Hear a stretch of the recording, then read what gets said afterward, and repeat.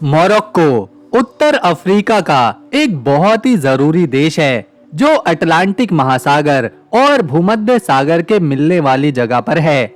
लेकिन इस खूबसूरत चेहरे के पीछे दुनिया का सबसे भयानक और डरावना इंसान तस्करी का काला बाजार छिपा हुआ है, जहां हर साल हजारों मजबूर लोगों को जानवरों की तरह बेचा जाता है और ये देश अंतर्राष्ट्रीय अपराधियों का सबसे बड़ा अड्डा बन चुका है।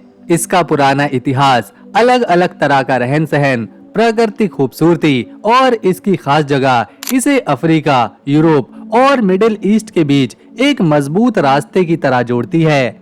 राजा के शासन वाले इस देश का सरकारी नाम किंगडम ऑफ मोरक्को है, जो अफ्रीकी यूनियन, अरब लीग, अरब मागरेब यूनियन, OIC और ग्रुप ऑफ 77 जैसी बड़ी संस्थाओं का सदस्य होने के साथ साथ अमेरिकी नाटो का एक खास दोस्त भी है। मोरक्को अपनी सीमाओं को लेकर एक बहुत बड़े विवाद में फंसा हुआ है। ये देश पश्चिमी सहारा के एक बहुत बड़े हिस्से पर अपना हक जताता है और साल 1975 से इसके ज्यादातर इलाके पर इसी देश का कब्जा है। हालांकि पूरी दुनिया इसके इस दावे को सही नहीं मानती।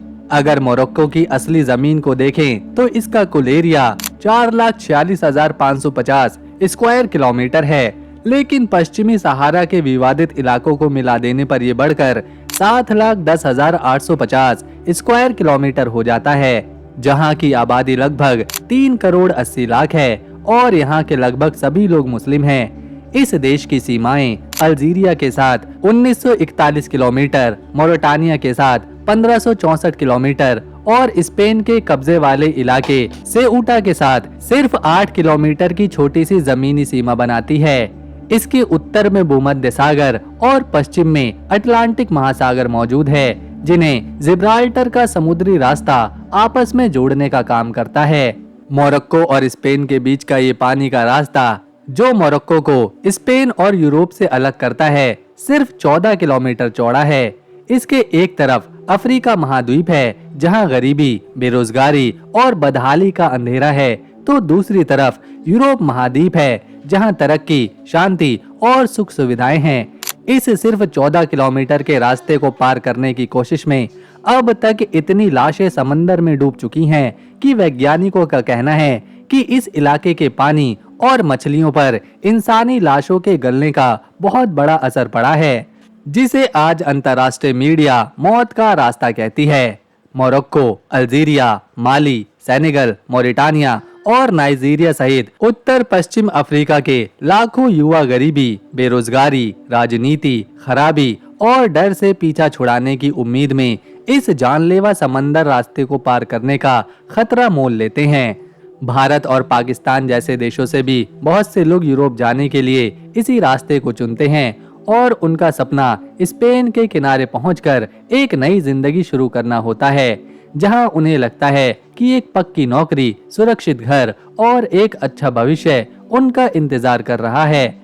लेकिन हकीकत अक्सर रोंगटे खड़े कर देने वाली और बहुत ही बेरहम होती है। जिब्राल्टर का ये छोटा सा दिखने वाला समुद्री रास्ता असल में कभी भी शांत नहीं रहता। यहाँ समंदर की लहरें बहुत ज्यादा खतरनाक होती हैं और पानी का बहाव इतना तेज होता है कि बड़े नाव भी डूब जाती हैं। अक्सर रात के घने अंधेरे में पुलिस और सेना से बचकर भागने के चक्कर में क्षमता से बहुत ज्यादा ठसाठस भरी हुई प्रवासियों की कमजोर नावें इन खतरनाक लहरों के बीच लपट जाती हैं, जिससे सैकड़ों बेकसूर लोग समंदर की गहराइयों में हमेशा के लिए खो जाते हैं और उनका नाम तक जानने वाला कोई नहीं बचता। सबसे ज्यादा दिल को दहलाने वाला सच तो ये है कि जो थोड़े बहुत लोग किस्मत से बचकर स्पेन के किनारे पर पहुंच भी जाते हैं, उन्हें यूरोप की सीक्रेट जेलों में जानवरों से भी बदतर हालातों में बंद कर दिया जाता है, जहां कई बार इंसानी अंगों का अवैध धंधा करने वाले माफिया इन प्रवासियों को हमेशा के लिए गायब कर देते हैं और स्पेन के खूबसूरत शहरों के पीछे इन बचे हुए लोगों की जिंदगी गुलामी, जुर्म और जिल्लत के दलदल में घुट घुट कर खत्म हो जाती है। मोरक्को भले ही उसकी संस्कृति के लिए जाना जाता हो, लेकिन एक कड़वा सच ये भी है कि ये देश दुनिया में सबसे ज्यादा हशीश यानी कि गांजे से बनाने वाले ड्रग को बनाने और सप्लाई करने वाले देशों में पहले नंबर पर है। मोरक्को के रिफ पहाड़ वाले इलाकों में बड़े पैमाने पर इसकी अवैध खेती होती है। यहाँ से हर साल अरबों डॉलर का ड्रग्स सीक्रेट रास्तों और माफियाओं के जरिए यूरोप और पूरी दुनिया में स्मगल किया जाता है, जो यहाँ की एक समानांतर और काली अर्थव्यवस्था को चलाता है। आमतौर पर माना जाता है आधुनिक इंसानों की शुरुआत पूर्वी अफ्रीका से हुई थी, लेकिन साल 2017 में वैज्ञानिकों को मोरक्को के जेबल इरहुद नाम की जगह से करीब 3 लाख साल पुरानी इंसानी खोपड़ी और हड्डियां मिली हैं। इस खोज ने पूरी दुनिया के वैज्ञानिकों को हिलाकर रख दिया, क्योंकि इसने इंसानी इतिहास की पूरी टाइमलाइन ही बदल दी। मोरक्को से मिले ये अवशेष इस बात का सबूत हैं कि इंसान हमारे सोचने से कई पहले और अफ्रीका के दूसरे हिस्सों में भी विकसित हो रहे थे। दुनिया की सबसे पहली यूनिवर्सिटी ऑक्सफोर्ड या फिर कैम्ब्रिज नहीं है, बल्कि मोरक्को के फेस शहर में मौजूद यूनिवर्सिटी ऑफ अल कराउइन है। Guinness book of world record के मुताबिक ये दुनिया का सबसे पुराना और लगातार चलने वाला एजुकेशनल इंस्टीट्यूट है। सबसे चौंकाने वाली बात यह है कि इस यूनिवर्सिटी की स्थापना साल 859 में फातिमा अल फिहरी नाम की एक अमीर मुस्लिम महिला ने करवाई थी, जिसने अपनी वसीयत का सारा पैसा शिक्षा को बढ़ावा देने के लिए दान कर दिया था। दोस्तों, आगे इस वीडियो में हम मोरक्को को और करीब से और गहराई से जानेंगे। यहाँ एक जगह ऐसी है जहाँ बकरियां अर्गन के पेड़ों पर चढ़कर फल खाती हैं, और ये देखकर हर कोई हैरान होता है। जहाँ हर साल इतने सैलानी आते हैं कि ये अफ्रीका का सबसे ज्यादा घूमे जाने वाला देश बन चुका है। साल 2024 में यहाँ पर 1,70,00,000 से ज्यादा लोग सिर्फ घूमने आए थे। रेगिस्तान की सुनहरी रेत हो, ऊंचे ऊंचे पहाड़ हो या समंदर की ठंडी हवाएं, मोरक्को में सब कुछ मौजूद है। लोग ऊंट की सवारी करते हैं, लेकिन आधुनिक ट्रेनों में भी घूमते हैं। यहाँ की औरतें घर संभालती हैं, नौकरियां करती हैं और देश को आगे बढ़ाती हैं। मोरक्को के लोग दुनिया में अर्गन तेल के लिए मशहूर हैं, जो सिर्फ यहीं पर बनता है। मोरक्को उत्तर पश्चिम अफ्रीका में बसा एक बड़ा और बहुत ही खूबसूरत देश है। इसका नाम अरबी के शब्द मगरिब से आया है, जिसका मतलब है सूरज ढलने की जगह, क्योंकि ये अफ्रीका के पश्चिमी छोर पर है। मोरक्को में 3,80,00,000 से ज्यादा लोग रहते हैं। खास बात ये कि शहरों में आबादी बढ़ रही है और युवाओं की संख्या अच्छी है। ज्यादातर लोग सुन्नी इस्लाम को मानते हैं। 99% लोग इस्लाम धर्म के मानने वाले हैं। बाकी 1% में ईसाई, यहूदी और कुछ अन्य धर्मों के लोग हैं। हाल के कुछ सालों में खासकर युवा खुद को गैर धार्मिक भी कहने लगे हैं।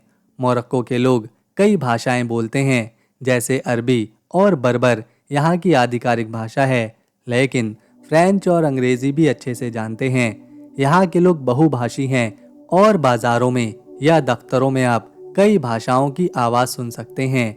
आपको जानकर हैरानी होगी कि मोरक्को में बकरियों की एक ऐसी प्रजाति रहती है जो अर्गन के पेड़ों पर चढ़कर फल खाती है। ये बकरियां फल की गुठलियां खाती हैं और उनसे निकलता है फिर अर्गन तेल, जो दुनिया में सिर्फ मोरक्को में ही बनता है। ये तेल त्वचा और बालों के लिए इतना अच्छा है कि लोग इसे तरल सोना कहते हैं। एक और चौंकाने वाली बात यह है कि मोरक्को दुनिया का पहला ऐसा देश था जिसने 1777 में अमेरिका की आज़ादी को मान्यता दी थी। और हाँ, फेज में दुनिया के कुछ सबसे पुराने विश्वविद्यालयों में से एक भी है, जो 900 साल से ज़्यादा पुराना है। यहाँ लोग ऊँट का दूध पीते हैं, जो स्वाद में बहुत अनोखा लेकिन सेहत के लिए अच्छा माना जाता है। मोरक्को में सौर ऊर्जा का सबसे बड़ा प्लांट है, जो रेगिस्तान में बिजली बनाता है। दोस्तों, मोरक्को के लोग जिंदगी को मज़े के साथ जीते हैं। वो सुबह उठते हैं, गर्म ब्रेड खाते हैं, जैतून और पुदीने की चाय से नाश्ता करते हैं। ये चाय इतनी खास है कि इसे 3 बार उबाला जाता है और हर बार इसका स्वाद बदलता है। लोग परिवार के साथ खाना खाते हैं और एक ही थाली में सब शेयर करते हैं। टैगाइन उनका पसंदीदा खाना है, जिसे मिट्टी के बर्तन में पकाया जाता है। इसमें मांस, सब्जियां, मसाले और चावल शामिल होता है। कुसकुस भी यहाँ के लोगों को खाना बहुत पसंद है। ये भाप में पका अनाज होता है, जिसे सब्जियों और मांस के साथ परोसा जाता है। इस देश के लोग हर साल ढेर सारी चाय पीते हैं और मिठाई में बादाम के बिस्किट इन्हें खाना बहुत पसंद होता है। फुटबॉल यहाँ के लोगों का जुनून है। हर गली में बच्चे गेंद उछालते दिखते हैं। लोग मेहमान नवाज हैं। अगर आप उनके घर जाएंगे तो वो चाय और खाने से लाद देंगे। महिलाएं अब स्कूल और दफ्तरों में बढ़ चढ़कर हिस्सा ले रही हैं, लेकिन गांव में जिंदगी अभी भी धीमी है। लोग देर से आते हैं लेकिन दिल से मिलते हैं। मोरक्को की अर्थव्यवस्था मजबूत है। इसका सकल घरेलू उत्पाद 165 बिलियन डॉलर से ज्यादा का है। पर्यटन इसका सबसे बड़ा हिस्सा है। हर साल लाखों सैलानी यहाँ रेगिस्तान, बाजार और समंदर के किनारों को देखने पहुँचते हैं।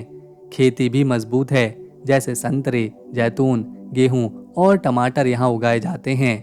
मोरक्को दुनिया का सबसे बड़ा फॉस्फेट निर्यातक है, जो कि खाद बनाने के काम में आता है। कपड़े, कार के पुर्जे और इलेक्ट्रॉनिक्स की फैक्ट्रियां यहाँ पर लगातार बढ़ रही हैं।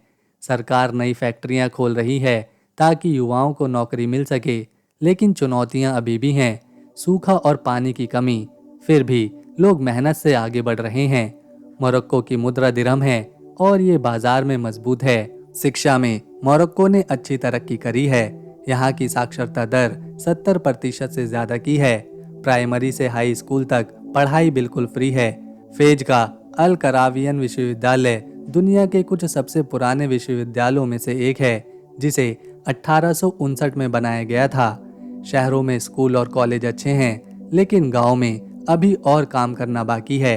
लड़कियों की पढ़ाई बढ़ रही है और अब ज्यादा से ज्यादा महिलाएं यूनिवर्सिटी का रुख कर रही हैं। सरकार कंप्यूटर और नई किताबें ला रही है ताकि बच्चे अच्छा सीख सकें, लेकिन ग्रामीण इलाकों में स्कूलों की अभी कमी है और शिक्षकों की भी।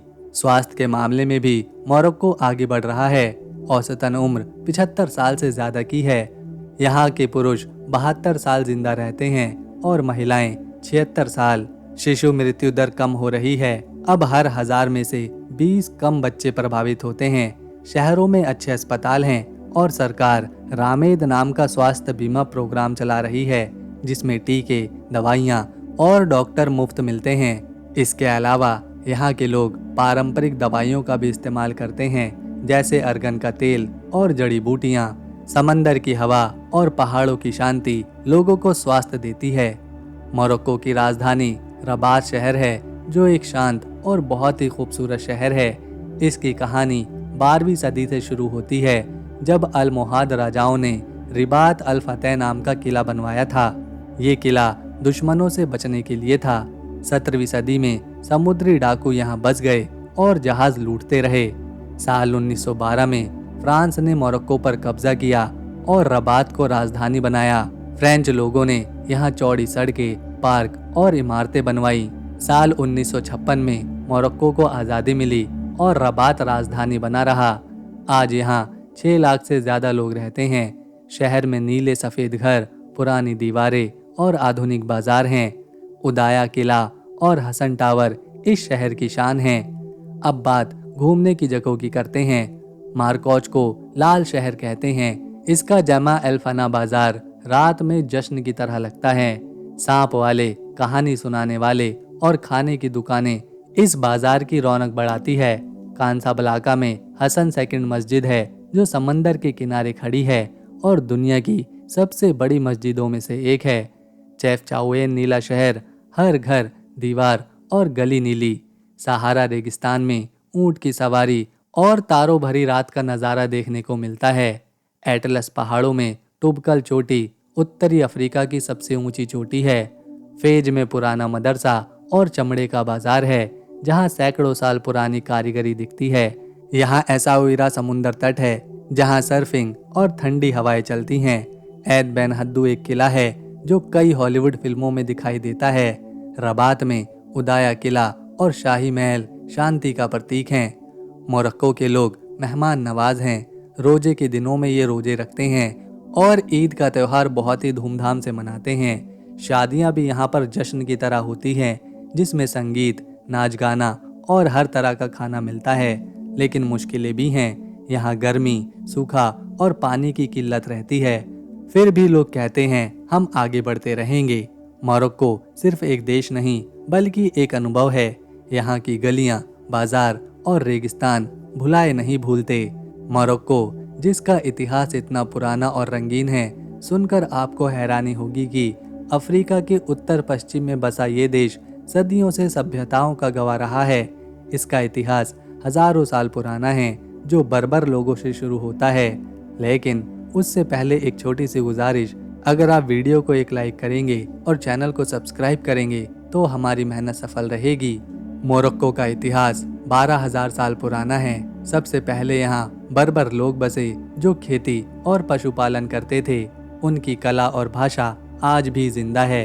7वीं शताब्दी में यहाँ पर अरब आए और इस्लाम को साथ लाए। 788 में इदरिस फर्स्ट ने मोरक्को को एकजुट किया और फैज में पहली इस्लामी रियासत बनाई। 11वीं शताब्दी में अल-मोराविद राजवंश ने सहारा से स्पेन तक साम्राज्य बनाया। फिर अल्मोहाद आए, जिन्होंने रबात को किला बनाकर राजधानी के रूप में बसाया। 13वीं शताब्दी में मरीनिद राजवंश ने फेज को और खूबसूरत बनाया। लेकिन 16वीं सदी में यूरोप की यहाँ पर ताकतें आने लगीं। पुर्तगाल और स्पेन ने यहाँ के समुद्र के तटों पर कब्जा कर लिया। सादी राजवंश ने 1666 में मोरक्को को फिर से एकजुट किया और विदेशियों को भगाया। 17वीं सदी में समुद्री डाकू रबात और साले में बस गए, जो जहाज लूटा करते थे। 1777 में मोरक्को ने अमेरिका की आज़ादी को पहली बार मान्यता दी थी। 19वीं सदी में फ्रांस और स्पेन की नज़र मोरक्को पर थी। 1912 में फ्रांस ने ज़्यादातर मोरक्को के हिस्से पर कब्जा कर लिया और रबात को राजधानी बनाया। फिर उन्होंने यहाँ सड़कें, रेल और स्कूल बनवाए, लेकिन लोगों का गुस्सा बढ़ता गया। 1956 में आखिरकार मोरक्को को आज़ादी मिली और सुल्तान मोहम्मद फिफ्थ ने देश को नई दिशा दी। आज़ादी के बाद मोरक्को ने तेजी से तरक्की की है। आज मोरक्को एक राजशाही देश है, जहां राजा मोहम्मद सिक्स्थ शासन करते हैं। देश ने अपनी पुरानी संस्कृति को बचाए रखा है, लेकिन साथ में आधुनिकता भी अपनाई है। फेज और माराकेच जैसे शहर इतिहास की कहानियां सुनाते हैं। मोरक्को का इतिहास बर्बर, अरब और यूरोपीय संस्कृति का मिश्रण है।